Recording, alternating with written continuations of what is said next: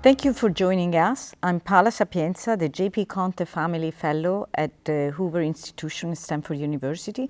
And I'm here with Amy Nice, who is a Distinguished Immigration Counsel at the Institute for Progress and Distinguished Immigration Fellow at Cornell University. Today we're addressing a common claim that international students at the graduate level, they're taking spots from domestic one.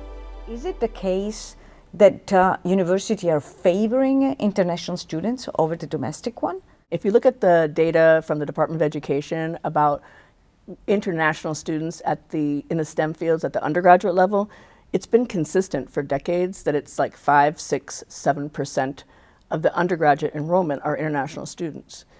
The value proposition for international students is at the graduate level. We see that on average, if you include all of the different science, technology, and engineering disciplines, it averages to about 50% of all of the master's and PhD students in STEM fields are coming to the United States for these opportunities to be with our premier research universities and learn, but also as the mechanism for them to advance their careers and access the US market. Yeah, so from an economic point of view, this makes a lot of sense, because if you look at the median salary for someone who has a bachelor in computer science in the US, that's $110,000. But if they acquire a master's degree, then it's $133,000. So there is a difference between the two. There is a return from education. But it's not a big one. If you think about that, how long does it take to do a master in computer science? Yeah, you know, 2 years.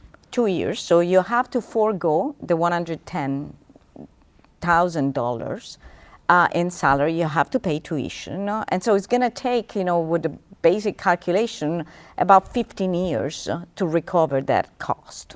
That's for the American student. That's for the American student. So now I'm thinking about an Indian student. Those are the majority of the students, especially in engineering.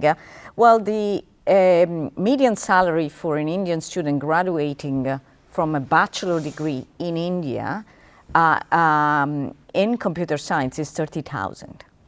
But if they end up staying in the US, after the 2 years master's, their salary is going to be $133,000, right? So now they're going to recover the cost of not working and tuition in about 2 years. It's a very different calculation whether you're an American student or an international student. Yeah, so it's basically a demand and supply. So as a consequence, domestic students apply way less than international one. So when we see these very large numbers, in reality, those numbers are driven by demand for these higher education fields, which are differential between domestic and international, because everyone is doing an economic calculation. As part of that calculation for the international student, whether they're from India or China or Western Europe, is that the graduate school effort,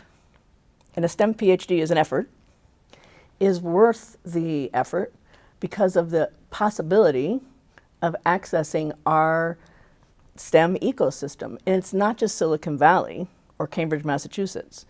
But you're saying there is a lot of opportunity in the US that attract these international students because they're not just coming for a master's degree, they're hoping to tap these opportunities, and graduate school is one of the main pathways. Yes, Congress tasked the national academies as part of the National Defense Authorization Act as a national security measure to study international talent programs. And in August 2024, after 15 months of study, their conclusion essentially was America has an international talent program. It's called graduate school. But have you looked at the data on the admissions? I mean, can you tell us how that's a very important point. If you look at the probability of being admitted of a domestic student is around 43%. Okay. International, 34%. So it's not the case that the international are admitted more. It's just that they apply way more. And so as a consequence, you'll see way more, because 34% of a much larger application pool is going to lead to a very large number, as we mentioned before. So we have discussed two very important points. First, the reason why we observe more international students in specific STEM program, so we talk about engineering, math and science, computer science and so on, those are driven by an economic calculation that the international students are making. They look at the US as a talent place, attracting talent around the world. They look at graduate school as the mechanism to go through, and they apply much more than domestic students, because domestic students have a different pathway to earn better salaries, and in many cases it's not worth it for them to go to graduate school. And when the applications are being considered by the graduate schools around the country, and the data suggests that indeed international students are admitted at the lower rate than domestic one. So this idea that there is favoritism in one way or the other doesn't bear with the data. If you're an international student, your odds of being admitted are actually lower. They're lower than American students. Okay. What's your opinion about OPT being a valuable tool from the perspective of the US, not necessarily from the perspective of the students? Maybe helps the students for sure. Well, the United States has well understood for decades that the science and engineering workforce is key to economic prosperity and our national security. That's why Congress established the National Science Foundation in 1950. We had like a 60-year head start on China of realizing that the science and engineering workforce is key. And that's why we monitor it, that's why we support it.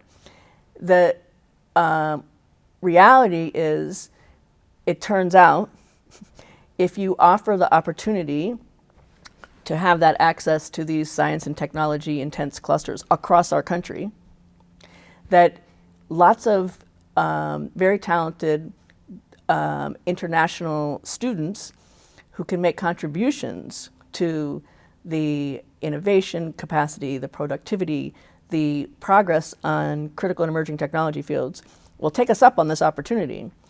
We see that with regard to the overall population of international students, 54% take advantage of OPT to start.